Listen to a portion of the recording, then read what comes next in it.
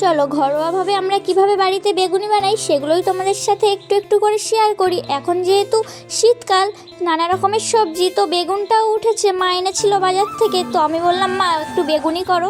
তো এই দেখো বেগুনগুলোকে আমি চারকোনা করে কেটে নিয়েছি। তারপরেই দেখো এই যে বেসন নিয়েছি, তাতে লঙ্কার গুঁড়ো, হলুদের গুঁড়ো, লবণ আর একটু জিরে মরিচ দিয়ে সুন্দর করে আমি এই যে ব্যাটারটা সুন্দর করে রেডি করছি।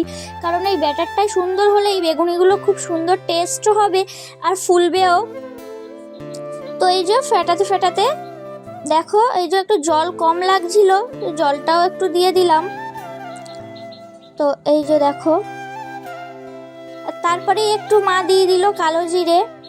তো সেটা দিয়েও সুন্দর করে এই যে ফেটিয়ে নিয়েছি।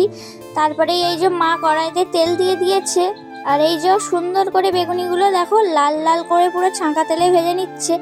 তো আমার মতো এই শীতকালে কার কার এরকম ভাজা পোড়া খেতে ভালো লাগে অবশ্যই কমেন্টে বলে যাবে বন্ধুরা। এই দেখো মা সুন্দর করে বেগুনিগুলো ভেজে নিচ্ছে। তো